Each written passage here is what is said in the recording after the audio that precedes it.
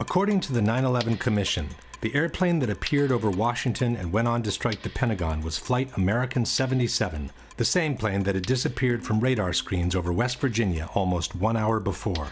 But they never provided any evidence of that. As we have seen, the flight data recorder's serial number that could have identified the airplane was never released. All the debunkers have to show for Flight 77 is a small piece of wreckage carrying an American Airlines serial number. But this piece could have been placed by anyone onto the grass after the impact. In fact, unidentified men in suits were seen meddling with the debris right after the impact, in direct violation of the rules of a crime scene.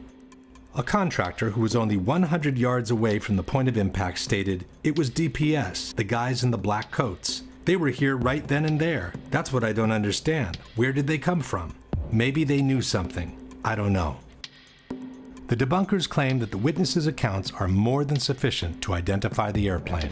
Hundreds of people saw an American Airlines jet fly into that building. But it's presumable that if anyone wanted a different airplane to look like an American Airlines aircraft, they would have at least thought of painting the fuselage with the same colors. The majority of witnesses recall seeing a large airliner, but there are also witnesses who describe a much smaller, executive-like airplane. I was just casually looking out the corner, out of the window, in the corner of my eye, I saw what looked to be maybe a 20-passenger corporate jet, no markings on the side.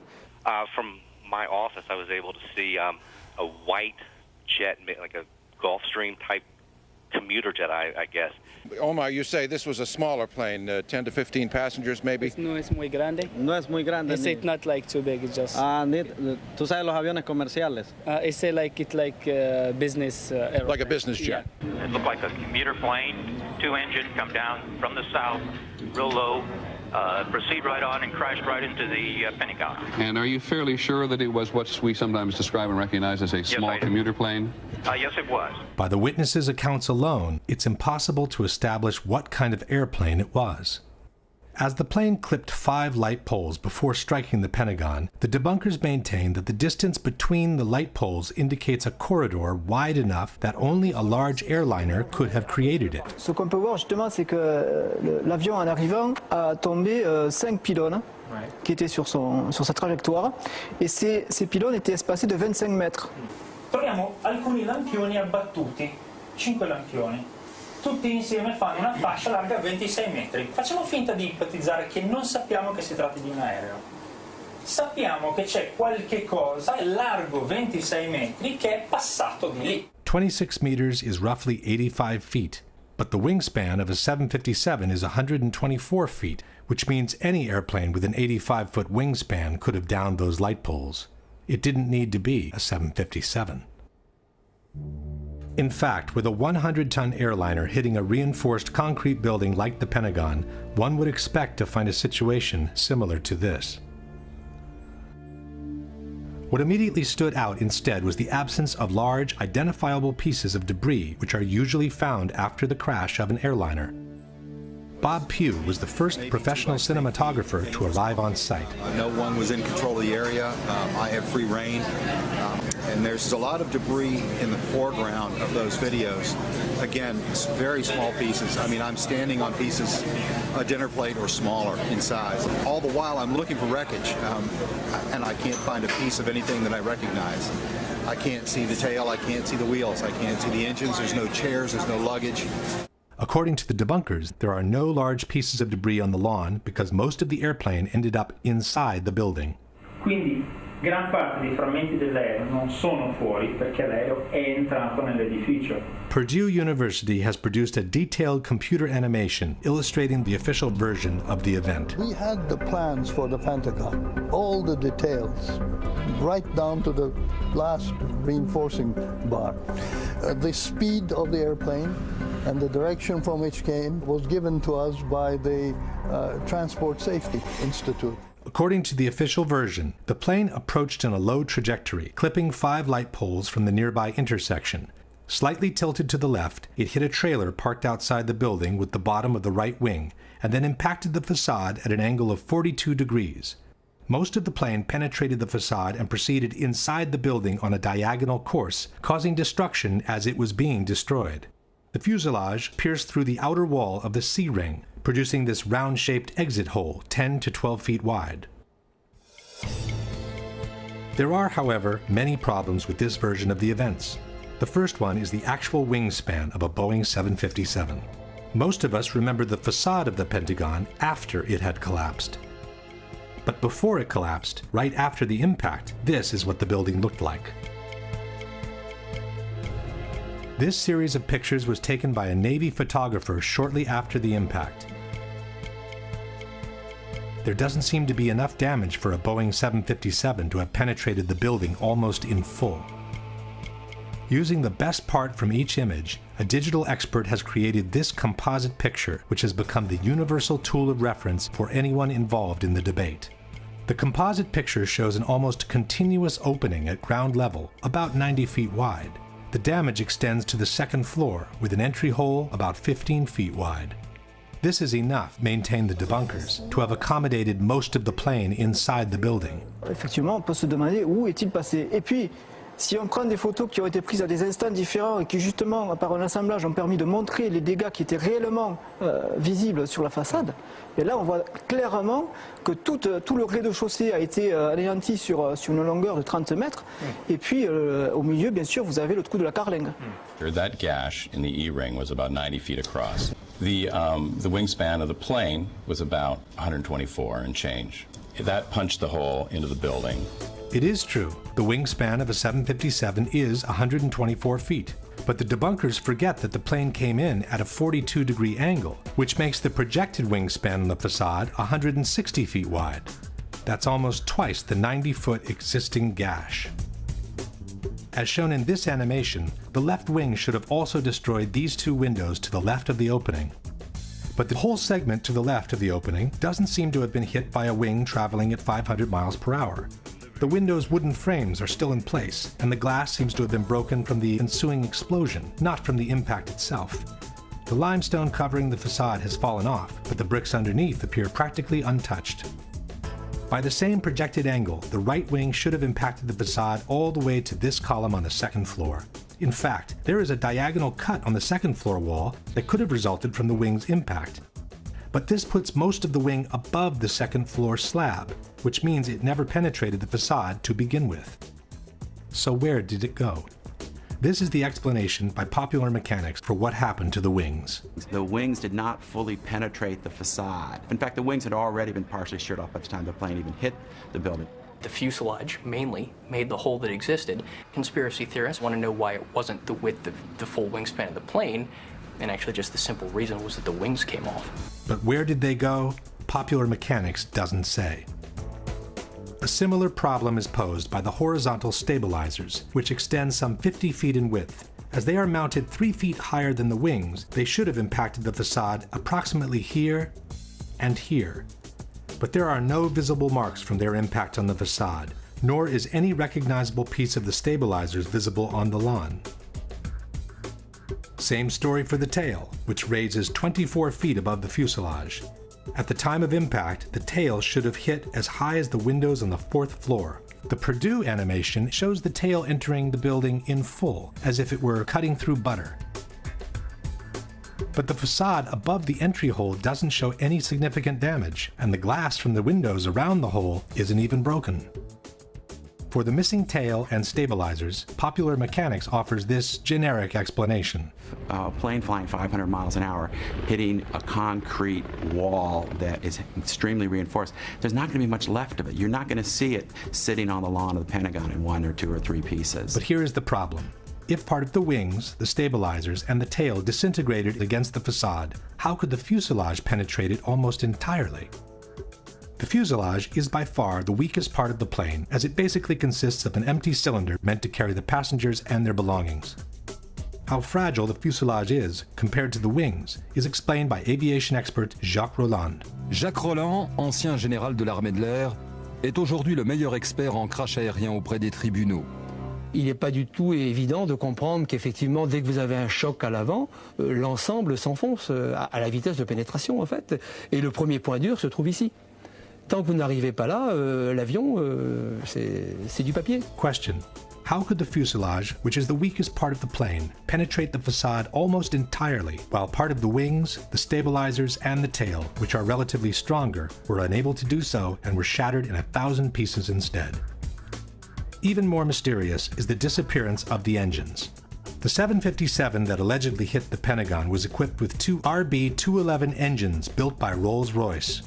Almost 8 feet in height, weighing over 7,000 pounds each, the internal core of the engine is made with components so sturdy and resistant that they are considered practically indestructible. It has to rotate at about 10,000 revolutions per minute, with blade speed of about 800 miles per hour. To operate at around 1,700 degrees, they're designed not to melt. Quali sono le parti che non vengono distrutte, che non si squagliano per il calore? Pezzi del carrello e il cuore dei due motori, che è molto più compatto dalla parte esterna dei motori, ovviamente è fatto in materiali che devono resistere alla temperatura, 2000-2500 gradi, per cui la parte centrale dei due motori è sicuramente sopravvissuta all'impatto. But where are they? In their animation, Purdue University has chosen to ignore the issue. As one can see, moments before the impact, the two engines simply vanish into thin air. Debunker Paolo Attivissimo has made what he calls a cautious suggestion. Questo è un motore Rolls-Royce RB211, questo è un oggetto trovato davanti al Pentagono. Quando dicevo prima, probabilmente i motori non sono completamente entrati, questo oggetto è di forma compatibile. Faccio il prudente, dico semplicemente che è di forma compatibile. But this rotor could have come from any engine. There is also another picture of a similar disc, or possibly the same disc, from a different angle. And then there is this part of an engine found inside the Pentagon. But we are not looking for scraps. We are looking for two 3-ton pieces of machinery made with steel and titanium that after an accident should look something like this. Or like this. Or like this. In fact, had the Pentagon been hit by a 757, the two engines would have impacted the facade around these 2 points, just below the wings. This means they would have proceeded inside the building on a path somewhat parallel to the fuselage, carving a trail of destruction much more devastating than any other part of the plane. È un proiettile simile il motore? Sì, sicuramente sì. Può essere tranquillamente un proiettile. Lanciato a 800 km/h la struttura viaggia e non si ferma a un minimo ostacolo. But there are no engines visible outside the exit hole, nor are there any other holes in the wall that could have been caused by an engine. Question: can you explain what happened to the core of the two engines, which is built with components so strong and resistant to be considered practically indestructible? Now for the biggest mystery of all, the exit hole. According to the official version, it was the fuselage of the plane that created this hole in the wall of the C-ring. On September 15, 2001, the Pentagon renovation manager stated, the plane penetrated through the E-ring, D-ring, C-ring. The nose of the plane just barely broke through the inside of the C-ring, so it was extending into AE drive a little bit. The AE drive is the internal alley separating the C-ring from the B-ring. But how could the fuselage have made it all the way through the wall of the C-ring? Un aereo che pesa 120 tonnellate, lanciato a 800 km/h, impatta una facciata, la trapassa. Nel trapassarla viene tritato dalle colonne che ci sono in mezzo, a mo' di grattugia, se mi passate questo termine, e alla fine quel che rimane sono solo frammenti molto piccoli. Quel poco che rimane in fondo arriva dall'altra parte. If the fuselage is only a cylinder and it gets cut and ground by the columns in 1,000 pieces, how can it retain the circular shape needed to punch this almost perfectly round hole in the wall? This is where the explanations by the debunkers become absolutely fascinating. The mass of the plane penetrated the building with enormous energy and continued into the building in a state almost more like a liquid than a solid. Then encountered reinforced concrete columns 2 feet thick, so the aircraft was flying through a forest of columns. The plane became almost like an artillery shell or a tank round. What actually came out, it was a circular ball of fire, which is how fire goes when it moves. That's why it has a perfectly round shape. By this time, there was an avalanche of debris that was moving as a single mass, much as in an avalanche of snow. Whether it was a liquid mass, a ball of fire, or an avalanche of snow, all these hypotheses are flatly contradicted by the Pentagon Building Performance Report, a document published in 2003 by the American Society of Civil Engineers. In assessing the condition of the columns on the first floor, the report reads, columns 3G, 3H, 3J, and 5J were damaged but still standing, although in the direct path of the fuselage. It is highly unlikely that any significant portion of the fuselage could have retained structural integrity at this point in its travel. The aircraft frame most certainly was destroyed before it had traveled a distance that approximately equaled the length of the aircraft. The length of the aircraft is 155 feet, which is roughly half the distance between the entry and the exit holes. That no substantial part of the fuselage reached the wall of the C-ring was also confirmed by the first eyewitnesses who described the damage inside the Pentagon. So the plane went in to the E, D, and to the C-ring. Not all the way through the C-ring. Question. Given that, according to the Pentagon Building Performance Report, the aircraft frame most certainly was destroyed before it had traveled a distance that approximately equaled the length of the aircraft, and that it is highly unlikely that any significant portion of the fuselage could have retained structural integrity from that point on, can you explain what caused the almost perfectly round exit hole in the outer wall of the C-ring? In conclusion, we have an opening on the first floor that's a bit more than half the projected wingspan of a 757. The tip of the left wing and most of the right wing missing without a valid explanation. The horizontal stabilizers and the tail also missing without a valid explanation. A fuselage that behaved more like a warhead than an empty cylinder made with aluminum. No trace whatsoever of the core of the two engines, and an exit hole on the C-ring that no one can rationally explain. Given all these facts, we must conclude that the damage observed at the Pentagon is not compatible with and must have been created by something other than a Boeing 757. The mystery of what hit the Pentagon could have been easily solved if the FBI had released the videos from dozens of surveillance cameras that are placed all around the impact zone. Yeah, there were a lot of cameras around the Pentagon. If you look at the Pentagon, you can see that there's cameras on each corner. There's cameras at some of the businesses around the Pentagon. And we know in those cases, the tapes were confiscated immediately by the FBI within hours of the event. When a Freedom of Information Act requesting all the videos covering the impact zone was filed, the FBI agent in charge of the tapes responded, "The FBI possessed 85 videotapes that might be potentially responsive to plaintiff's FOIA request. But," concluded the agent, "I determined that only one videotape showed the impact of Flight 77 into the Pentagon on September 11, 2001. This is the tape we have all seen many, many times." The FBI could have released all the videos anyway, just to allow the public to see by themselves what was actually shown in each of them. But for some reason, they preferred to keep them under wraps. I've filmed before down at the Pentagon before 9/11. There's got to be at least 100 video cameras ringing that building, in the trees, everywhere. They've got that plane coming in with 100 angles. I want to see the video. I want to see 100 videos that exist of this. Why don't they want us to see that plane coming into the building?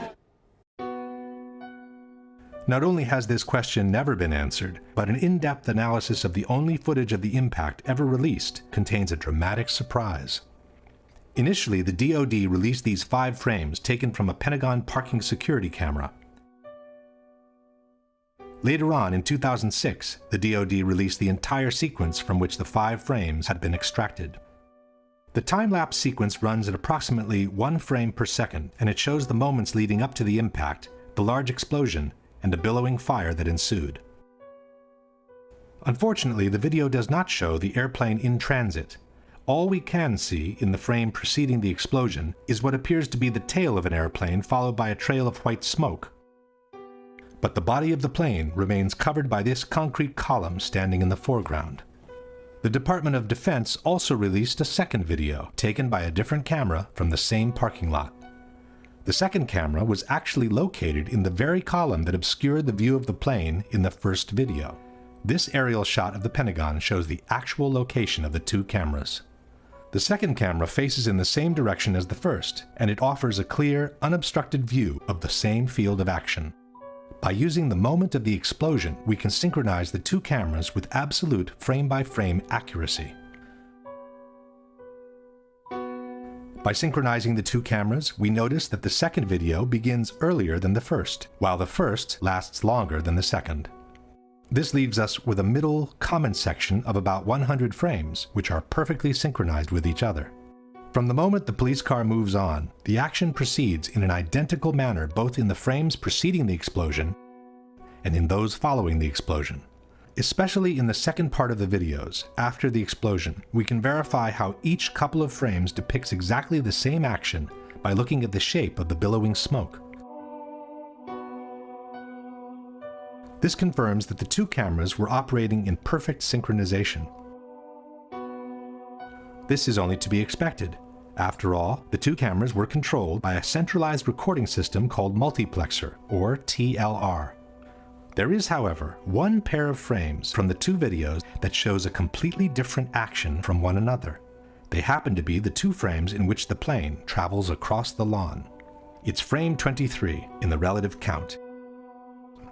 As the first video showed the tail and the trail of smoke, we would expect the second camera placed in this concrete column to show the entire body of the plane in the same position.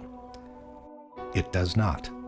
In the corresponding frame, camera 2 shows only the tip of the plane entering frame from the right-hand corner.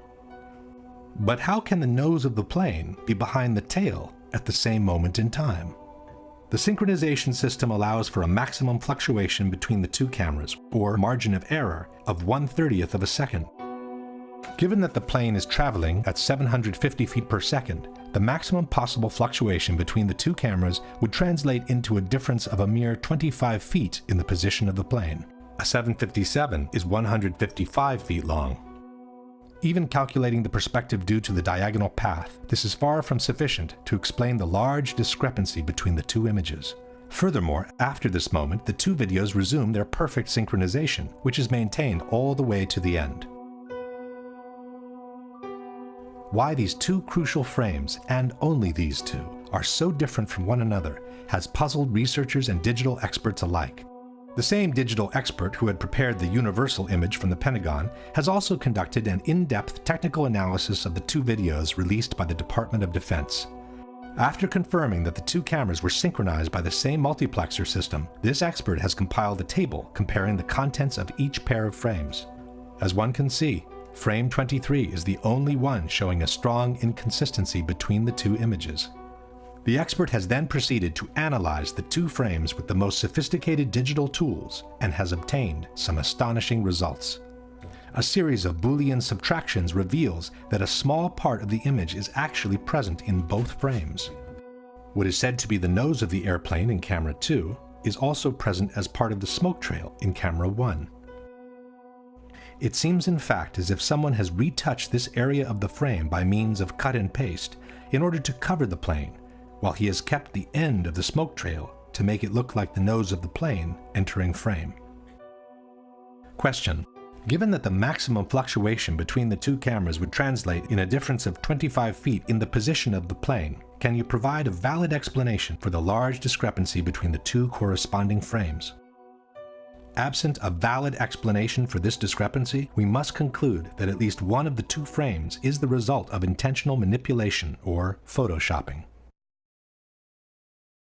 If we now summarize the situation at the Pentagon, we have the total lack of evidence that the unknown incoming was in fact Flight 77, a mysterious phantom plane that attracted the attention in the opposite direction, the failure from the White House to shoot down the incoming even though it posed a serious and imminent threat, a totally illogical approach maneuver from a terrorist's point of view, an alleged hijacker incapable of performing that maneuver, the absence of any significant part of the plane from the wreckage, a damage to the building clearly incompatible with a 757, a doctored tape of the impact, and the obvious reluctance by the FBI to release any other tape that could allow the identification of the plane.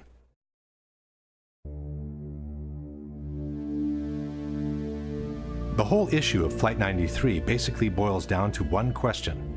If you just happened to drive by and someone told you that a Boeing 757 has just crashed into this hole and most of the 100-ton airliner is now buried under the ground, would you believe it or not? This is the kind of puzzlement the people from Shanksville experienced when they arrived on the crash site of Flight 93. We drove back that road, and where the road ended, that's where the plane was. And I mean, you know, the only thing I could tell, you know, I get out, you know, like I said, I heard this thing, you know, I felt the explosion, saw the fireball, and I get up there and I'm thinking, where is it, you know? just debris, pieces, small pieces of debris, and the trees were singed and burning, it was just smoldering. Nothing. It was just little pieces. There was nothing to actually, like a door or window or anything. You couldn't really, it was just little pieces of shrapnel everywhere. So what's that right there? Over in here. TV reporters were also at a loss when faced with the idea that an actual plane had just crashed on that site. You know, at first I wasn't even sure that this was, that these were pieces of the plane. They're so small, and it's indistinguishable. You can't tell whether it's a piece of the fuselage or a piece of the seats. You don't know what it is. Chris Kanicki, he's a photographer. He was back there just a couple of minutes ago, and Chris, I've seen the pictures. It looks like there's nothing there except for a hole in the ground. Basically, that's right. From where we could see, there wasn't much left. Any large pieces of debris at all? No, there was nothing that you could distinguish that a plane had crashed there. It's really all you see is a large crater in the ground and just tiny, tiny bits of debris. Alert also went out to Somerset County Coroner Wallace Miller. He hurried to the scene, an abandoned strip mine.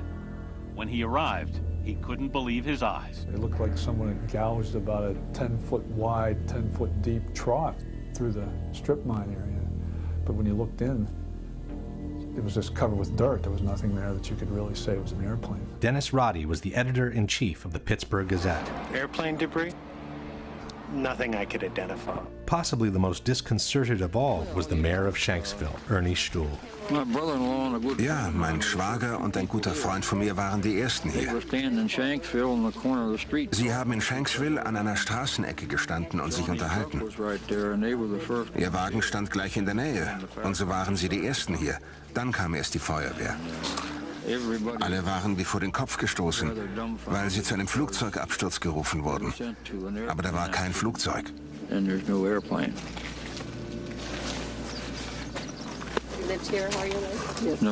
Flugzeug. Sie wurden hier zu der Unfallstelle geschickt und da war kein Flugzeug? Nein, da war nichts. Nur dieses Loch. Das ist es, was Sie sahen. Ich dachte immer, das sei die Absturzstelle. Das ist sie, aber da ist nichts zu sehen. It's in that hole, says the FBI, that most of the airplane lays literally buried in the ground. Much of the plane and its contents were found beneath the soft dirt, states the FBI's website. Evidence technicians found the flight data recorder about 12 feet below the surface and the cockpit voice recorder about 25 feet deep. Since the two black boxes are located in the tail of the plane, one must conclude that also the cockpit, most of the fuselage, the passengers' seats and bodies, and their belongings somehow managed to get buried deep underground. The only ones who don't seem to have a problem with this explanation are the debunkers. We have this idea that when planes crash, they crack in half and there's this dramatic burned wreckage. That's what happens when planes crash at very low speeds, usually on approach or takeoff from an airport. This plane was flying straight down. It was approaching the speed of sound. It would have if it had gone much farther. And it penetrated into soft ground with incredible velocity.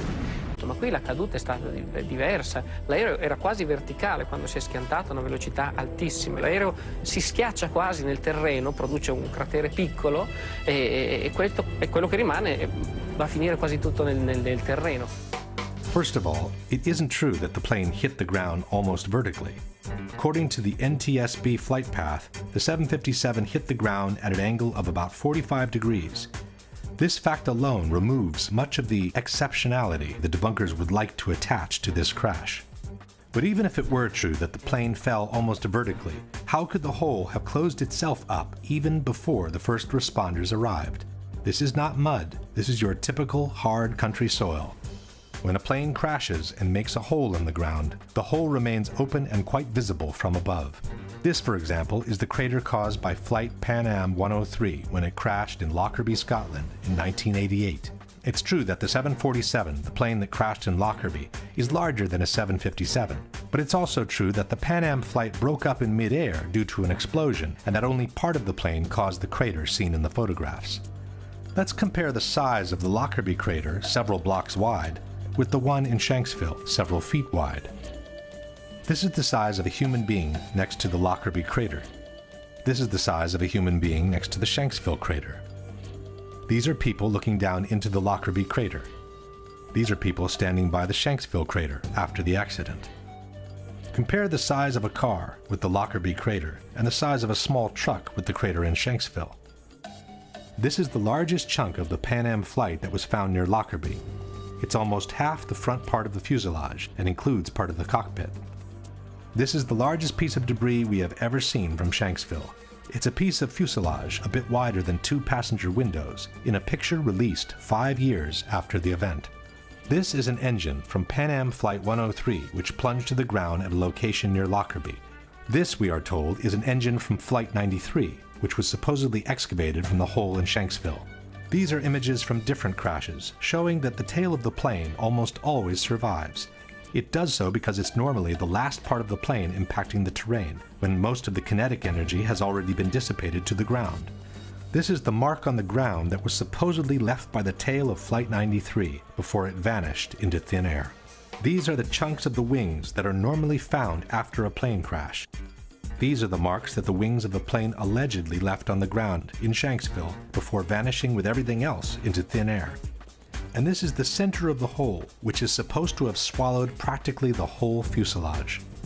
But this is where the official story of the crash becomes truly fascinating. According to the FBI, after 2 weeks of excavation in Shanksville, 95% of the plane had been recovered.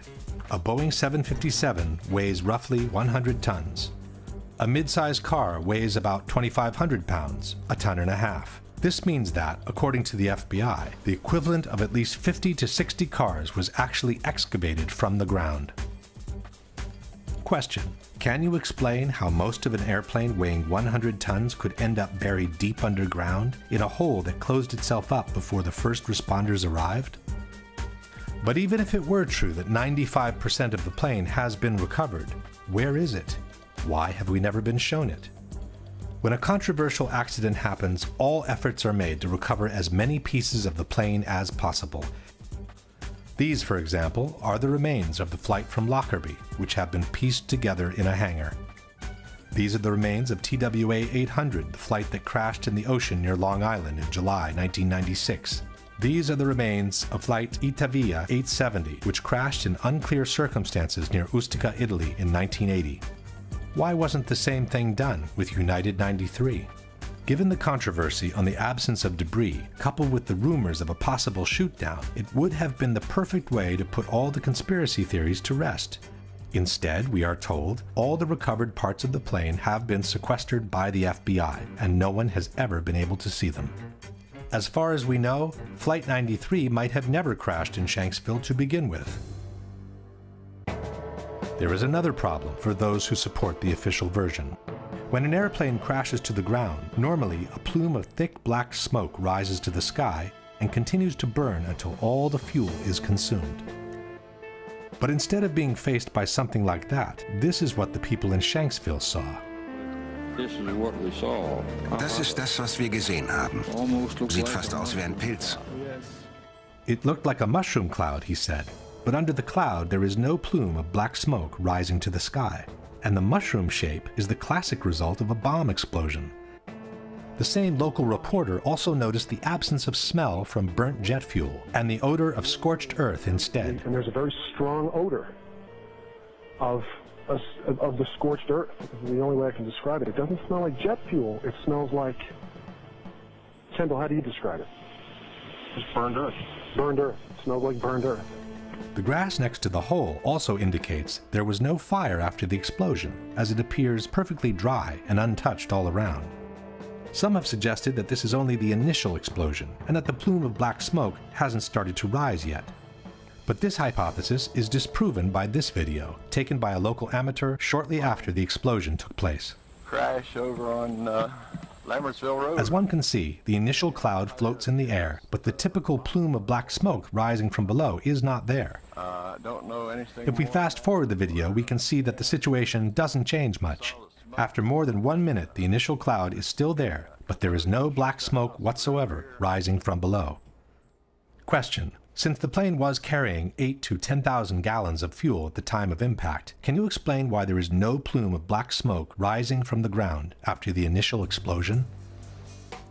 But the toughest problem for the supporters of the official version is to explain how different parts of debris could end up several miles away from the crash site, even though the plane is supposed to have hit the ground in one piece. William Bunch was a reporter for the Pittsburgh Gazette. I gathered all the information I could and quickly learned that there were a lot of things about the crash of Flight 93 that didn't really add up right away. The fact that debris fell on this lake a couple miles away at the same time that the plane was crashing. The lake Bunch is talking about is Indian Lake, which is located a couple of miles southeast of the crash site.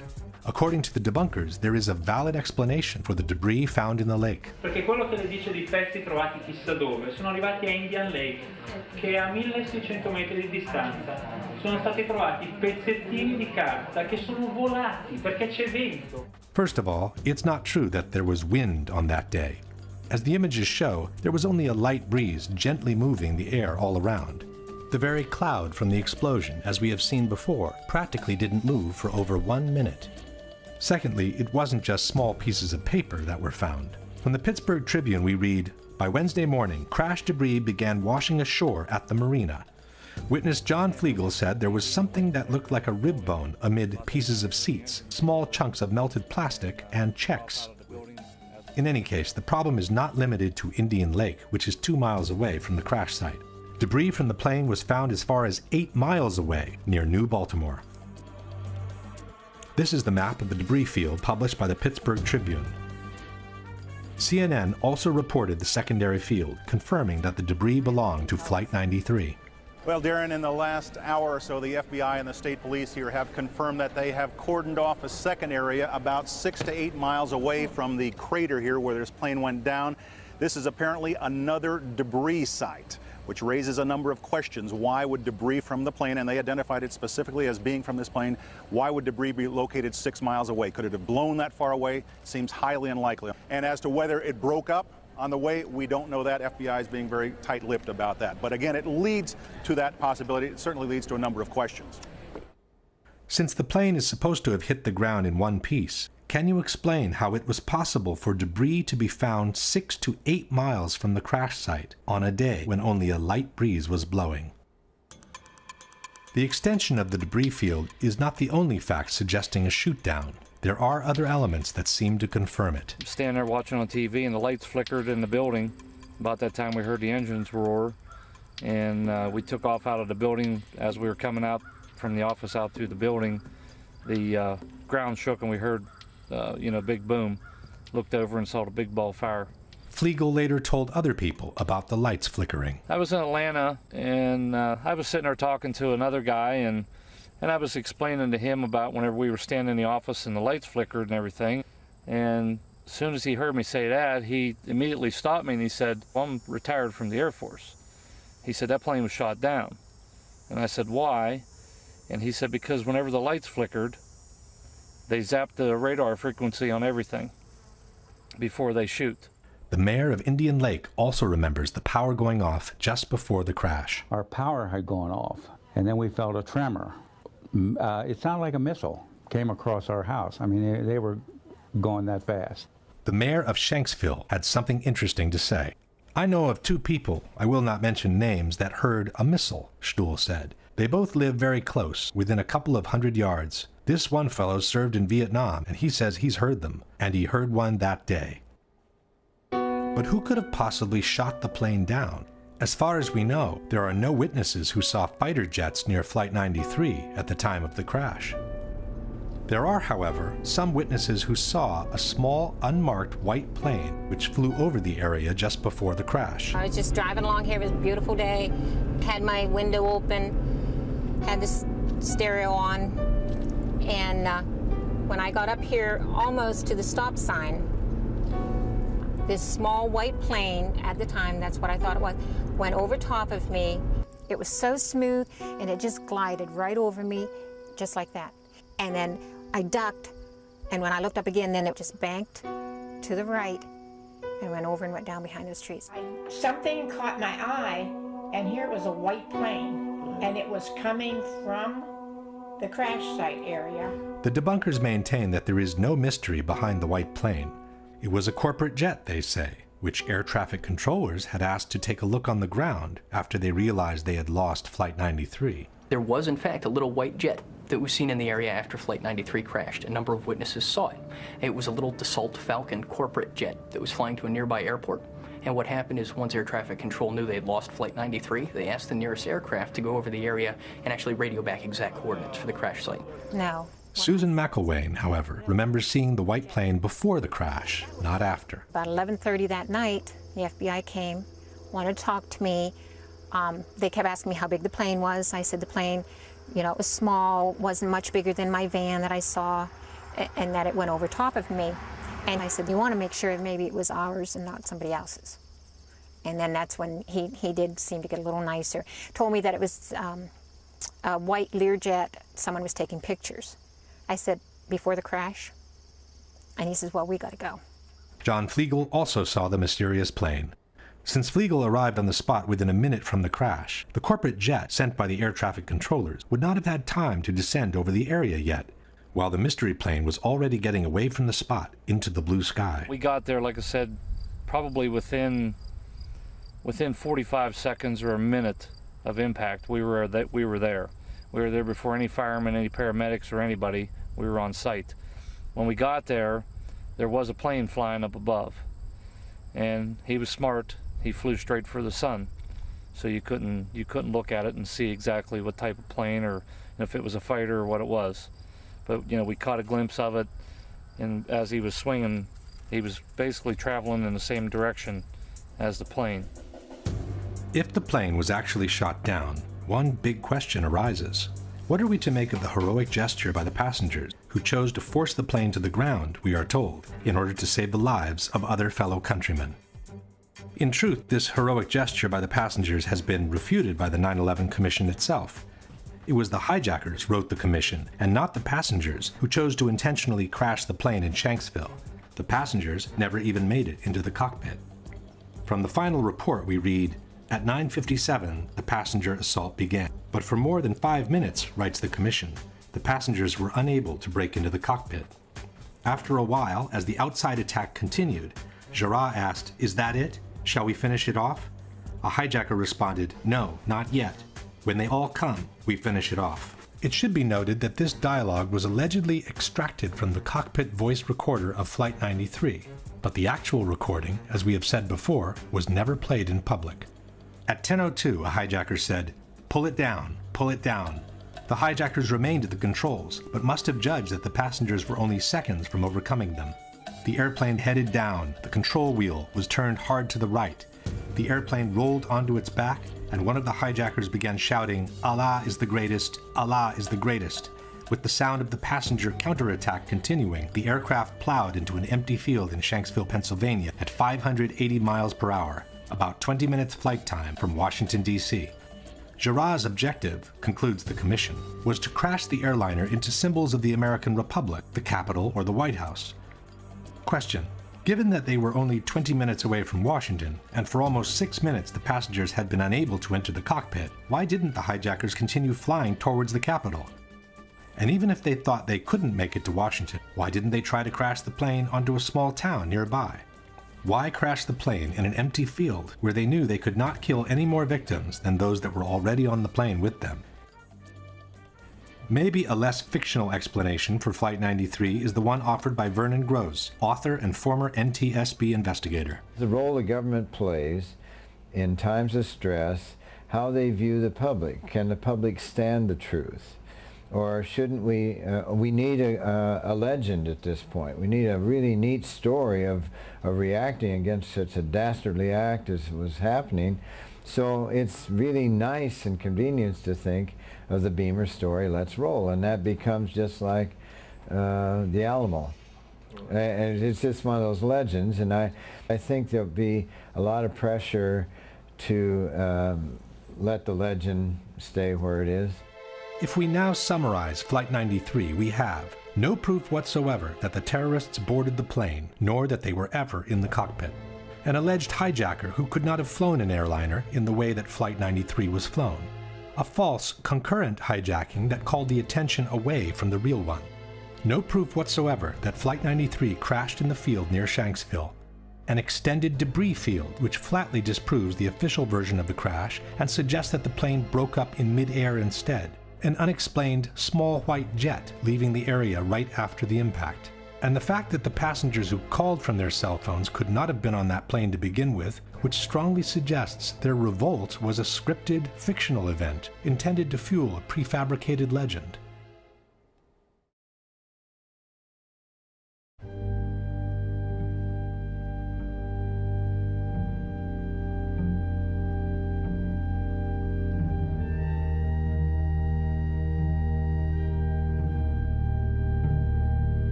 I'm on the 83rd floor. What? I'm on the 83rd floor. What's the telephone number you're calling? In the AC.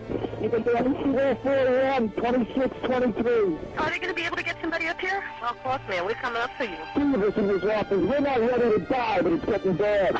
There's no one here yet, and the floor is completely engulfed. We're on the floor, and we can't breathe. Please hurry. No fire for now, and no smoke, right? Of course there's smoke. Where are you? What's where you guys up to? We're getting there. Doesn't feel like it, man. I got one kid. It's very hot. I don't see any air anymore. Okay. All I see is smoke. Smoke rises to the roof there. We're on the floor. We're in a window. Can't see. Can you stay on the line with me, please? Yes, ma'am. I'm going to die, aren't I? No. Say I'm going to die. Ma'am, say your prayers. Thank God the blood was in from the left. Help! Help! Ma'am? Help! What the hell happened? Oh, my God. Oh, God!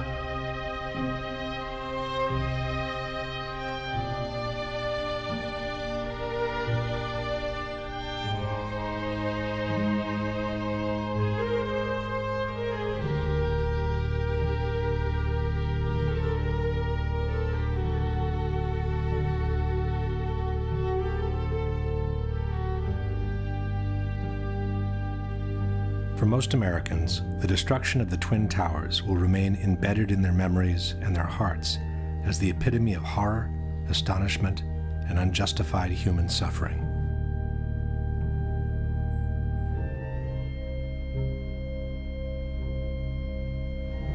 But for some, it may have represented the moment where large corporate interests of global reach and cynical economic greed found the perfect place for a secret encounter. Common wisdom has it that the September 11 attacks destroyed two of the best jewels America has ever had. But exactly jewels, the Twin Towers, were not. While they sat on some of the most valuable real estate in the world, after 30 years the Twin Towers had become obsolete. With each of the floors built as an open space of almost 1 acre in size, the rising cost of energy had made it extremely expensive to keep the buildings warm in winter and cool in summer. General maintenance was also very expensive compared to buildings from more recent years. In his 1999 book on the Twin Towers, Divided We Stand, author Eric Darton wrote, "When the World Trade Center was bombed in February 1993, it was already passing its prime as office space, overtaken by a generation of more recent, cybernetically smart buildings with higher ceilings and greater built-in electrical capacity. To maintain the Trade Center as Class A office space commanding top rents, the Port Authority would have had to spend $800 million rebuilding its electrical, electronic communications, and cooling systems." Furthermore, after the 1993 bombing, the tenancy had dropped dramatically, and it had been very hard to bring it back to normal levels. But the biggest problem with the Twin Towers was the large amount of asbestos they contained. Built in a time when the use of asbestos was still allowed in civil construction, at least 400 tons of this extremely dangerous material had been used to fireproof the steel structure of the buildings and to insulate hundreds of miles of pipings for water, heating, and air conditioning. Asbestos was also present in the ceiling panels, the elevator shafts, and the vinyl tiles from office floors. From a property condition assessment of the Twin Towers dated December 2000, we read, "According to Port Authority records, a total of 7 million square feet of vinyl asbestos floor tiles were installed in the World Trade Center. By the time asbestos was banned from civil construction, the Twin Towers were nearing their completion. Initially, the asbestos was encapsulated wherever possible to prevent the particles from being inhaled. But in the 1990s, the regulations grew tighter, and every time a simple renovation was needed, the complete removal and replacement of the asbestos was also required. At the same time, because of the health risk it posed, the cost of asbestos removal and abatement had been skyrocketing. Safety procedures required the areas to be treated to be vacated in advance, hermetically sealed, and kept under negative pressure at all times to prevent particles from escaping outside. Only specialized workers could access the area, wearing airtight suits and respirators. A full decontamination process was required every time they left the area.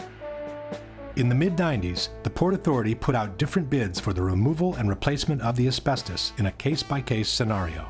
For example, this is a 1995 contract for the installation of 2 low-voltage substations in Towers 1 and 2. One section in the contract listed the replacement of asbestos at floors 41, 42, 75, and 76 in Tower 1 and floors 75 and 76 in Tower 2. Total cost for the asbestos removal and replacement, $868,000.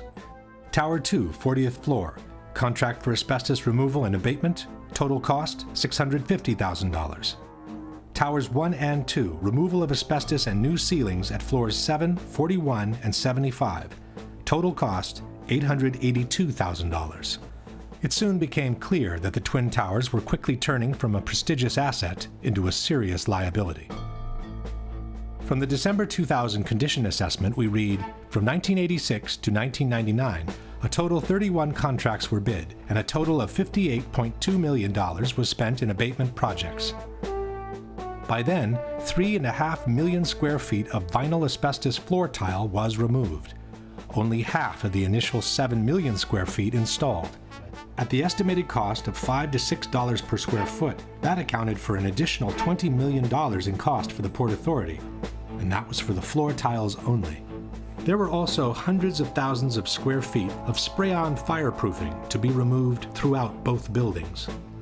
And then there were the elevators. This is the list of elevator shafts with asbestos-containing material as of December 2000. This is Tower 1, and this is Tower 2. Reportedly, by the year 2000, the Port Authority was looking at an asbestos abatement bill of as much as $1 billion, the same money it would have cost to build a brand new tower. Back in the 90s, the Port Authority had sued the insurance companies, trying to get them to cover the cost of the asbestos removal. But in May 2001, 4 months before the terrorist attack, the Port Authority of New York and New Jersey lost their 10-year-old court battle. At that point, the Port Authority was between a rock and a hard place. The Twin Towers could no longer be maintained without incurring the cost of asbestos removal, yet they could not be demolished because of the large amounts of asbestos they contained. The only remaining option was to dismantle and remove the 2 poison-filled giants one piece at a time. But the cost of such an operation would have been so astronomical that no one has ever tried to put a number on it. Luckily for all, the stalemate was broken when a real estate tycoon named Larry Silverstein, who already owned Building 7, offered to purchase a 99-year lease for the Twin Towers. 76 years old, and look at him go. He walks fast, talks fast, and is always selling. Silverstein seemed in a big hurry to close the deal. Even though he had been hospitalized for a car accident during the bidding operations, he asked his doctors to take him off the morphine so the deal could be finalized. So I told the doctor, I said, kill the morphine, and I got to get my people in here, because you can't think with morphine. So they let the morphine run down. The pain was terrible, but I brought everybody together, and that's when we framed our best and final bid. On July 24, 2001, Larry Silverstein celebrated the acquisition of the Twin Towers with a public ceremony. Silverstein signed the lease on the World Trade Center just 6 weeks before 9/11. He then took out an insurance policy covering the Twin Towers for $3.2 billion in case of total destruction. Silverstein then began spending every morning of the week in his new office in the North Tower. And so my mornings were spent at the Trade Center, and then by noon I was back uptown. But on September 11, luckily for him, Silverstein didn't go to work. Even though he had already scheduled a business meeting in the North Tower, he found out that his wife had made an appointment for him at the dermatologist. The morning of September 11th, Silverstein was scheduled to have breakfast at the restaurant at the top of the North Tower. he canceled at the last minute at the insistence of his wife, Clara, who wanted him to go see his dermatologist. That particular morning, my wife, God bless her, had made an appointment for me at the doctor. And I said, okay, yes, dear, I'll go. Everyone who was in that restaurant that morning perished. And then, just minutes later, received a telephone call to turn on a television set and witnessed this horrendous circumstance. This is how, on the evening of September 11, Larry Silverstein found himself in control of some 12 million square feet of new office space to be built on some of the most valuable real estate in the world. And since the terrorist attacks had been two separate events, contended Silverstein, the insurance companies would have to pay him $7 billion to rebuild what he has always been calling My Three Towers. I will spend $7 billion on My Three Towers. Eventually, a settlement was reached for $4.5 billion, which was still 1/3 more than the amount initially insured by Silverstein. And since on September 11, due to the terrorist attacks, Building 7 had also been destroyed, Silverstein received another $800 million to rebuild a skyscraper that had originally cost $400 million. It's a much more beautiful building. It's a glass facade, allows the light to come into the space. The views on four sides are phenomenal, and the space looks magnificent. In the meantime, all the asbestos from the Twin Towers has been inhaled by the citizens of downtown Manhattan, and especially by the first responders and volunteers who worked at Ground Zero, who are now being decimated by mesothelioma and other pulmonary diseases. In the debate over the destruction of the World Trade Center, two important organizations have played a major role. One is NIST, the National Institute of Standards and Technology, which was officially tasked by the U.S. government to investigate the collapse of the three skyscrapers. In 2005, NIST presented their final report on the collapse of the Twin Towers, and in 2008, the one on Building 7. For the Twin Towers, NIST concluded that they were brought down by the consequences of the impacts and the ensuing fires, while Building 7, according to NIST, was brought down primarily by fire alone. In other words, they fully confirmed the official version by the U.S. government. The other organization to bear weight on the debate has been Architects and Engineers for 9/11 Truth, an association of professionals in civil construction founded in 2006 by San Francisco architect Richard Gage. Architects and Engineers lists over 2,000 experts in structural engineering, science of materials, architectural design, fire protection, science of construction, metallurgy, and even experts in controlled demolitions.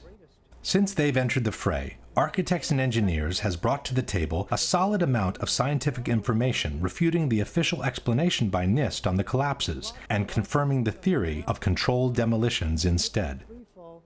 At the same time, Architects and Engineers has acted as an unrelenting watchdog for every action taken by NIST, pointing out every single error in their work, and even forcing them, in some cases, to make corrections to their reports. I think it's something that we need to clarify and correct in the final version of the report. Okay. The first issue that needs to be clarified is the actual strength and solidity of the Twin Towers, since both the 9/11 Commission and the debunkers have made extensive efforts to depict them as extremely light and fragile buildings. The outside of each tower was covered by a frame of 14-inch wide steel columns. The centers of the steel columns were 40 inches apart. These exterior walls bore the majority of the weight of the building. The interior core of the buildings was a hollow steel shaft in which elevators and stairwells were grouped. Le torri di New York invece erano sostenute da un'intelaiatura esterna, da sottili nervature d'acciaio, insomma erano come dei parallelepipedi vuoti. Il World Trade Center era una struttura leggerissima, era la massima espressione del grattacielo leggero, come lo chiamano i tecnici. C'è un solo altro edificio che io sappia, che è quella che si chiamava un tempo la Sears Tower a Chicago, che usa lo stesso tipo di struttura. Dopo il World Trade Center nessuno l'ha più usata. As we shall see, all these statements are false. Contrary to traditional skyscrapers, where all the support columns are equally spaced, in the Twin Towers, part of the supporting columns had been moved towards the exterior wall, creating a large column-free space available for rental. For this reason, the external structure had literally become a grid of steel columns made with prefabricated blocks that were mounted on site. These are the thin steel nerves mentioned by debunker Alberto Angela, 244 steel columns placed approximately 2 feet apart, which supported 40% of the weight of the towers. Far from being two empty parallelepipeds, the internal structure was comprised of 47 steel columns, so long and sturdy that a special factory in Japan had to be built in order to assemble them. It was the core structure to support the majority of the weight of the building, 60% of it, and not the external structure. The core structure seen on the left is what the 9/11 Commission has called a hollow steel shaft. This is the same core structure near the base of the tower. The core structure was an actual, extremely robust steel skyscraper built within another skyscraper. The core structure housed the stairs, the elevators, and all other services needed for the functioning of the tower. The inner walls of the core structure were made of simple layers of sheetrock. A long series of steel trusses connected the core structure to the external one and supported the floors. The floors were also prefabricated rectangular pieces covered by a thin layer of concrete. The internal and external structure connected through an umbrella-like structure called a hat truss, which kept together the towers and bound them from above. The idea that this kind of structure is fragile and therefore no longer used after 9/11 is disproven by the new Building 7 built by Larry Silverstein. A strong central structure supports the majority of the weight of the building. Long steel beams support the floors and connect the core structure to the external one, allowing for a large column-free space in between. A very similar concept to the one used in the Twin Towers. Most importantly, the debunkers forget to mention that the Twin Towers were built with a structural redundancy of 3 to 5 times the weight they were meant to support. This structure was capable of holding 3 to 5 times the weight. These buildings are built to handle several times the load above them. So those perimeter columns could handle 5 times the load above them, and the core columns could handle 3 times the load above them. In addressing the solidity of the Twin Towers, the Massachusetts Institute of Technology stated that its 244 perimeter columns made it one of the most redundant and one of the most resilient skyscrapers. On the same subject, the architectural firm of Roth & Sons wrote, "The building as designed is 16 times stiffer than a conventional structure. The Virendeel trusses would be so effective, according to the engineer's calculations, that all the columns on one side of a tower could be cut, as well as the 2 corners and several columns on the adjacent sides, and the tower would still be strong enough to withstand a 100-mile-per-hour wind." John Skilling, the structural engineer who designed the Twin Towers, stated, "Live loads on these perimeter columns can be increased more than 2,000% before failure occurs." In particular, the Twin Towers were designed to sustain the impact of a large airliner traveling at 600 miles per hour and still remain standing. Interviewed in 1993 by the Seattle Times, John Skilling stated, "We looked at every possible thing we could think of that could happen to the buildings, even to the extent of an airplane hitting the side. Our analysis indicated the biggest problem would be the fact that all the fuel from the airplane would dump into the building.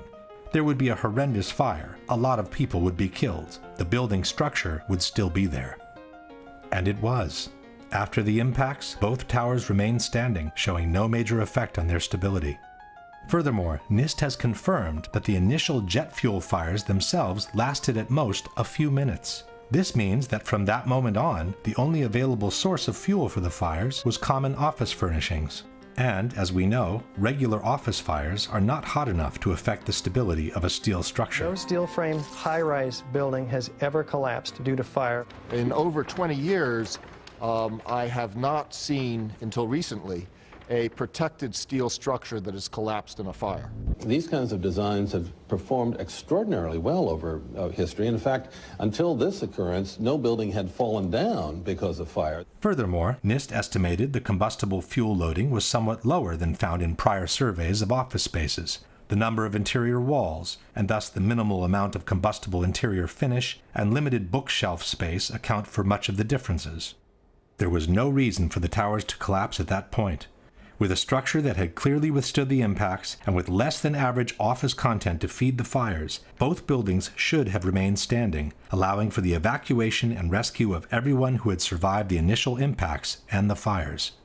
Instead, both buildings suddenly collapsed from top to bottom, one 56 minutes after the impact, the other as much as 1 hour and 42 minutes after the impact of the plane. Why? The debate on the collapse of the Twin Towers centers around 2 major questions. One is what caused the initial collapse of the top section of the building onto the lower part of each tower.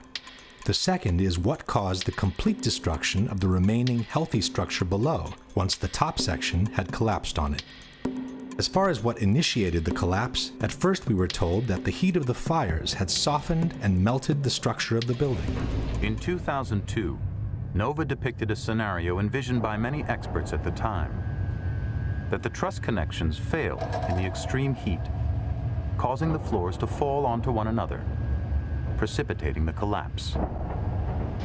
As the steel began to soften and melt, the interior core columns began to give. Then you had this sequential failure that took place where it all pancaked one after the other.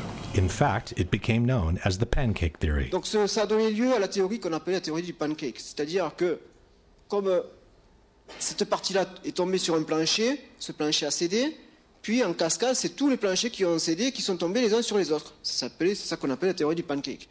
But the pancake theory had a major flaw. It forgot to explain why the core structure of the towers collapsed. Furthermore, experts pointed out that jet fuel produces barely half the heat needed to melt steel. It would not have been enough to disconnect the trusses from the external structure. At that point, the official explanation backtracked and settled for a more generic weakening of the steel due to the fires. You don't need to melt the steel columns, you just need to start weakening them.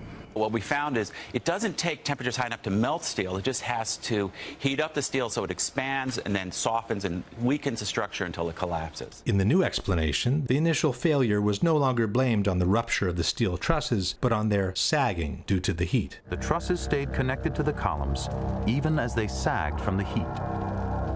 They pulled on the columns, bowing them inward nearly 5 feet in some areas, until the columns reached the breaking point. Il cielo continua ad ardere, sta scaldando l'aria e scalda l'acciaio del solaio soprastante, che a questo punto comincia a flettersi, perde la propria resistenza ai carichi, si flette, tira in dentro le colonne. A un certo punto le colonne della facciata, che sono portanti, portano circa il 40% del peso della struttura, si rompono. Suddenly the column snapped, and as a result the entire top of the building came down pretty much in free fall because the kinetic energy that was unleashed was just huge. NIST also maintained that the impact of the airplanes widely dislodged the fireproofing from the trusses, hastening the process that eventually caused them to sag. It should be noted that NIST made the dislodgement of the fireproofing a necessary condition for the towers to collapse. The buildings would not have collapsed under the effects of the airplane impact and the jet fuel ignited multi-floor fires. And the reason it collapsed is because the fireproofing was dislodged. But the theory of the sagging trusses created even more problems than the one before. First of all, there is no proof whatsoever that the fireproofing from the steel had been widely dislodged by the impacts, as NIST has maintained. The steel structure of a skyscraper is elastic, not rigid, and it absorbs the impacts by slowly swaying back and forth, not by vibrating. The building swayed slowly one way toward the Hudson River to the west. And by the time it came back, I just jumped up and just had to get out of the elevator. In fact, there are good reasons to believe that the fireproofing from the steel was not dislodged at all, as in the following example. This is James Glanz for the New York Times.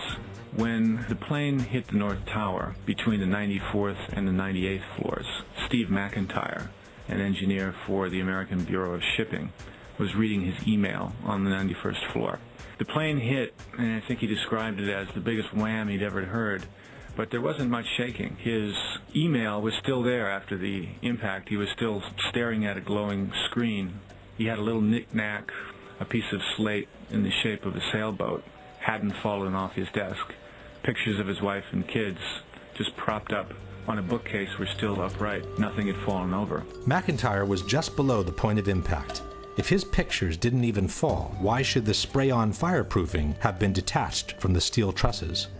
Secondly, there's no proof that the temperatures were high enough to seriously weaken the steel in any case, with or without fireproofing. The majority of the jet fuel was burnt up instantly in the big fireball, and it was gone.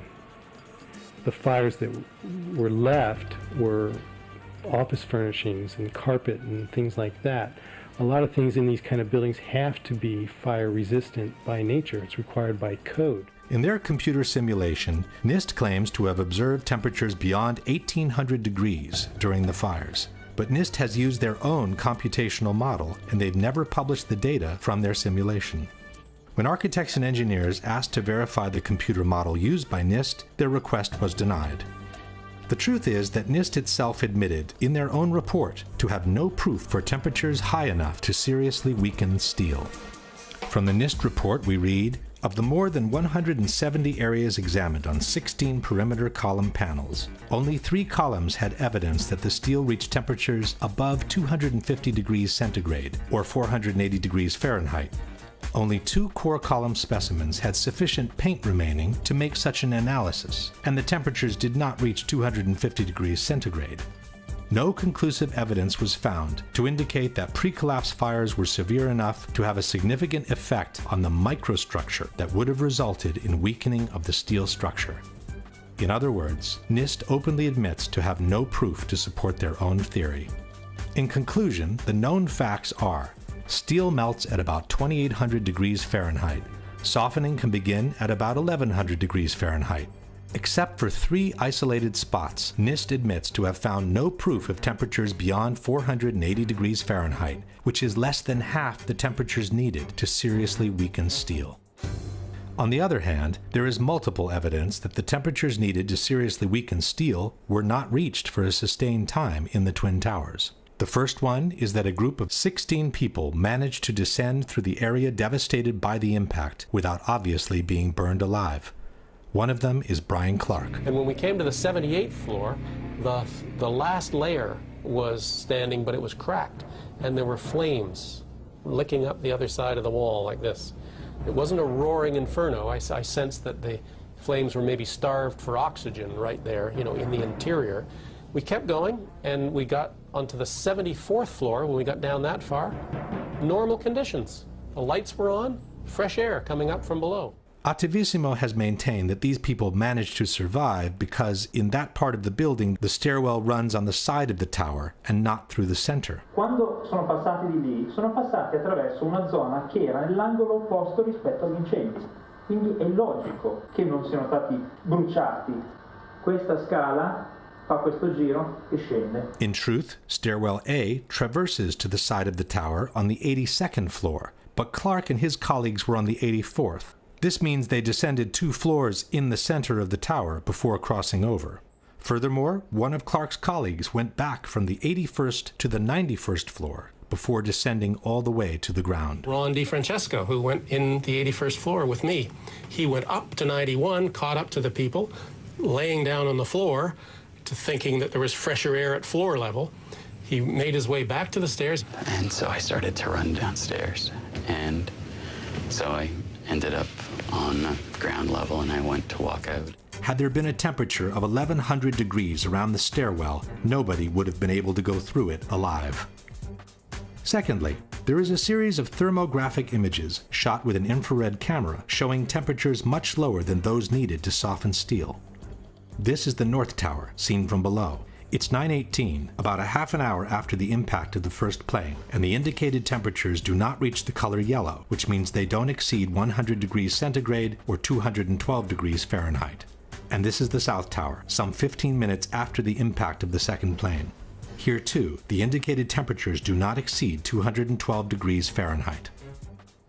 But the major problem with the sagging trusses theory is that it doesn't make any sense from a mechanical point of view. Even assuming the temperatures were high enough to make them sag to such an extent, where did these relatively thin trusses find the strength to pull and then break apart a supporting structure much larger and stronger than they were? The phenomenon suggested by NIST is called thermal expansion. If one assumes that the trusses were forced to expand downwards by the vertical structures resisting the push, it means they were weaker than the structure, and they would have never found the strength to pull it inwards. If instead the trusses sagged on their own, so weakened by fire to become unable to support their own weight, where would they find the strength to pull and break apart the same structure that had easily supported them when they were strong and healthy? In either case, the idea that the trusses alone would have been able to pull and break apart the external structure makes no sense. As we shall see, the external structure did bow inwards before the towers collapsed. But a much greater force than their own must have been applied to those trusses for them to be able to pull and break apart the structure they were attached to. Question: can you provide any evidence that the fireproofing from the steel trusses was widely dislodged by the impact of the planes, which NIST has made a necessary condition for the collapses to be caused by fire? Can you provide any evidence that the temperatures in the Twin Towers were high enough and lasted long enough to seriously weaken the steel in the areas where the initial collapses occurred? Can you explain how a sagging truss, weakened by heat, could pull and eventually break apart the structure it is attached to, with no external force being applied to it? If the explanation by NIST on what caused the initial collapse seems seriously flawed, their explanation on what caused the complete destruction of the towers does not exist.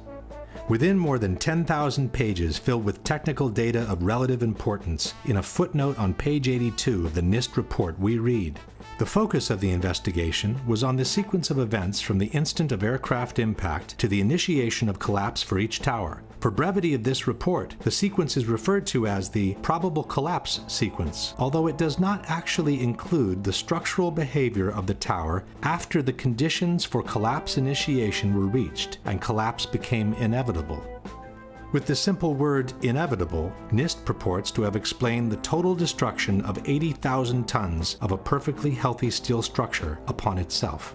The area below the damage zone where the planes flew in and where the fire was, that area below that, those 80 or 90 stories, 80,000 tons of structural steel was not damaged in any way. Yet you stood there and watched it destroy itself, wiping out floor by floor all 287 structural columns as if they didn't exist underneath the damage zone. When a well-known debunking website wrote to NIST asking for a clarification on the sequence of the collapses, it received a similar answer. NIST did not describe the specific sequence of events after global collapse initiated. This astonishing statement has been repeated by NIST over and over again under the most surprising of justifications. Once the collapse initiated, the video evidence is rather clear. It was not stopped by the floors below, so there was no calculation that we did to demonstrate that, what is clear from the videos. This is tantamount to saying, once the Pearl Harbor attack initiated, the video evidence shows that the US fleet was quickly overwhelmed by the Japanese, so we didn't feel the need to find out why it happened. To make up for this embarrassing void, the debunkers often point at some independent studies which purport to explain the collapses by gravity alone. Ci sono opere tecniche come quelle che vedete citate qui che analizzano in estremo dettaglio la dinamica del crollo delle torri gemelle e non trovano niente di strano. The study most quoted by debunkers is called What Did and Did Not Cause the Collapse of the WTC Twin Towers in New York by Czech engineer Zdeněk Bazant. But in his own study, Mr. Bazant admits to have worked on a one-dimensional model, while he states, the high tilt seen on the South Tower top would call for a three-dimensional model of progressive collapse. In any case, it is not up to private studies to explain the collapse of the Twin Towers. NIST received $20 million of taxpayers' money to determine why and how World Trade Center 1 and World Trade Center 2 collapsed following the initial impacts of the aircraft, and to this day they have not done so. This is why Architects and Engineers has kept pressing NIST, asking them to publish their data in regards to the potential energy released during the downwards movement of the upper stories and the absorptive capacity of the intact structure below the collapsed zone. Structural engineers do this every day. This is not rocket science. You have the known weight of this building mass. You have what are known columns below it in order to resist it. You let it go in your models and you calculate what the resistance is. Why didn't they do it? Could it be because they knew darn well that it would not have collapsed at all? In fact, it could be suggested that NIST never explained the collapses by gravity alone because it would be impossible to do so without violating at least two of the most fundamental laws of physics. One is Newton's third law of motion, which states that for every action there is an equal and opposite reaction. This means that two opposing forces will neutralize each other. In a head-on collision, the two cars absorb each other's kinetic energy and transform it into physical deformation or damage. After that, the system comes to a rest, as there is no more energy to be dissipated. The top section, pushing on the bottom section, it's going to meet equal forces as it goes. Both sections are going to be demolished at the same rate. So by the time you've crushed up 15 stories below it, the top 15 stories are also going to be crushed. And so there's nothing left now to crush the rest of the building. Something of this kind is what we should have seen when the top section of the towers collapsed onto the lower one. The upper and lower sections should have mutually destroyed each other until all the energy is dissipated and the system comes to a rest. Alternatively, as shown in this experiment with two towers made of snow, the top section could have fallen off to the side after the initial collapse.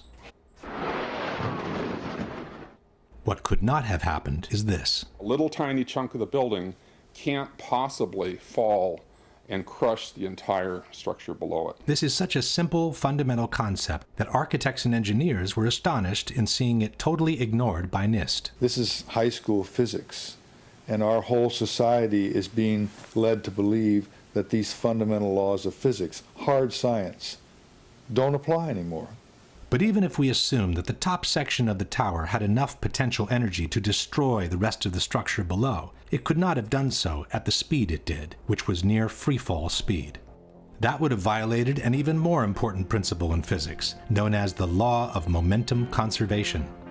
This law states that the total energy within an isolated system must always remain the same. As we have seen, the energy can be transformed within the system, from motion to physical deformation.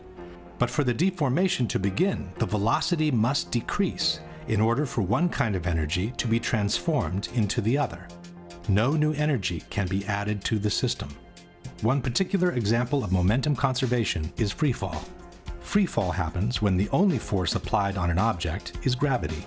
This means that all the potential energy contained by the object is converted into vertical motion. As soon as the falling object hits an obstacle and breakage occurs, the speed must decrease because some of its energy needs now to be converted into physical breakage. It takes energy to break things apart, and that energy must come from within the system. Thus, the falling rock cannot keep falling at free fall speed and break apart at the same time because it doesn't have enough energy to do both. Let's go now to the Twin Towers and ask a simple question. Assuming that the top section on the left contains enough potential energy to destroy the rest of the tower, and assuming we dropped both upper sections at the same time, which one would hit the ground first? It would be the second, of course. As it finds no obstacles in its path, the section on the right would quickly accelerate to free fall speed and maintain it all the way to the ground. The section on the left instead needs to use some of its energy to destroy the structure below, so it could never achieve free fall speed.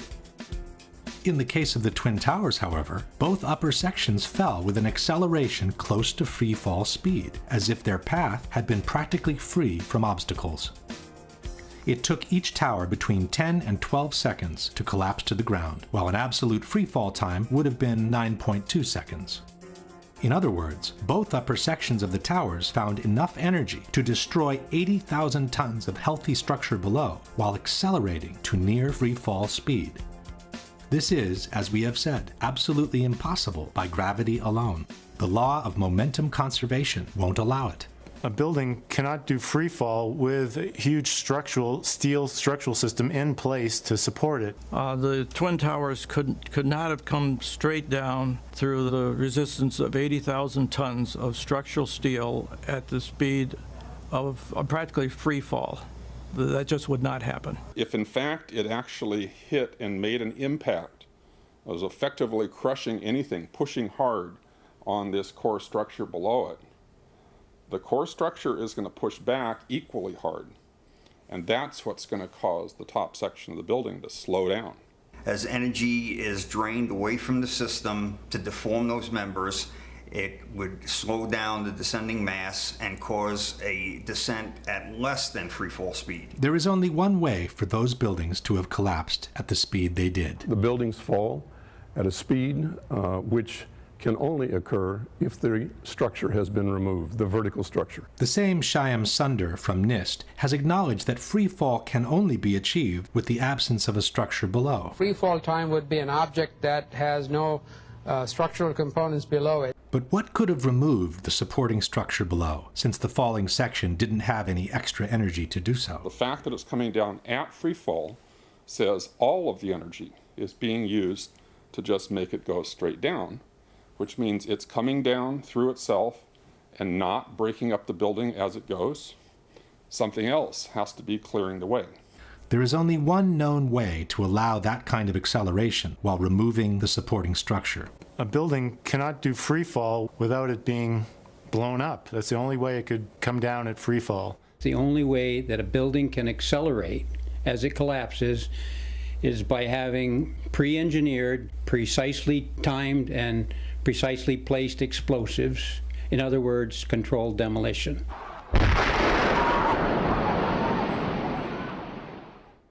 Since a near freefall speed automatically means a controlled demolition, the debunkers have tried to deny that the Twin Towers fell in about 10 seconds each. Tempi di crollo, si parla di 10 secondi, tempo di caduta libera, esatto, ma i tempi di crollo delle torri gemelle non sono quelli di una caduta libera. Sono, sulla base dei video disponibili, di almeno 16 secondi. Basta ascoltare la durata del boato.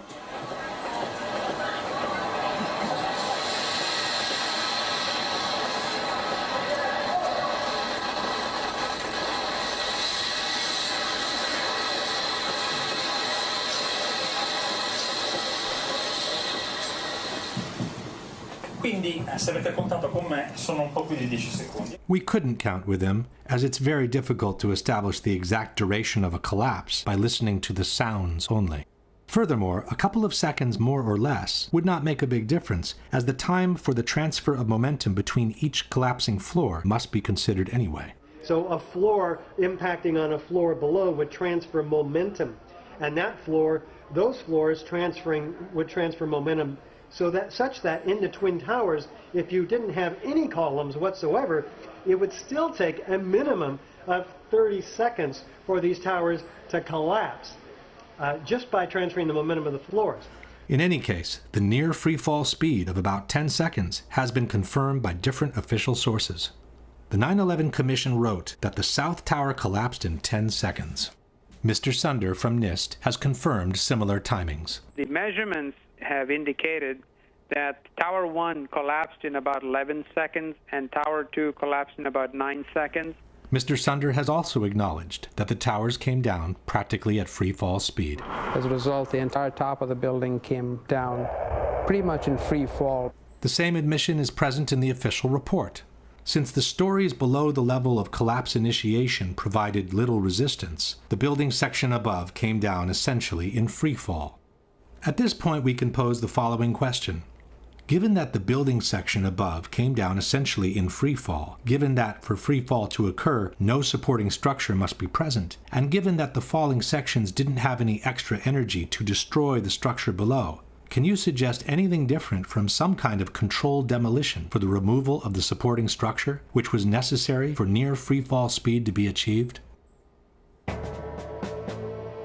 At this point, one may wonder what the response by the debunkers has been to all the scientific arguments presented by architects and engineers. There has been no response. All the debunkers have done is to either belittle this association of professionals or to ignore it altogether. Et pour les ingénieurs, quand vous regardez les ingénieurs qui ont signé, alors là, c'est hallucinant. C'est-à-dire que vous avez des ingénieurs en électricité, en hydraulique, en sûreté nucléaire. Enfin bon, c'est vraiment la tour de Babel de l'ingénierie. Les personnes qui sont compétentes en calcul de structure, alors je les ai regardées, une petite trentaine, je suis généreux. Hein. Whether the experts in structural engineering are 30 or 300, it should not make any difference. It's their arguments that must be refuted, and Courant has never done so. Attivissimo instead has chosen to belittle architects and engineers as a whole by terming all its members as gymnasium builders. Abbiamo soltanto Richard Gage e I suoi 1200 costruttori di palestre che dicono ma secondo noi. But Attivissimo has never responded to their arguments either. But the most shocking statement comes from Popular Mechanics. In their book, Debunking 9/11 Myths, they wrote, "Not one of the leading conspiracy theorists has a background in engineering, construction, or related fields." This statement appears both in the original publication, dated 2006, and in the revised edition, published in 2011. By then, architects and engineers had been active for almost 5 years, listed more than 1,300 experts in civil engineering, had made presentations in 20 different countries in the world, and had been invited on national television several times.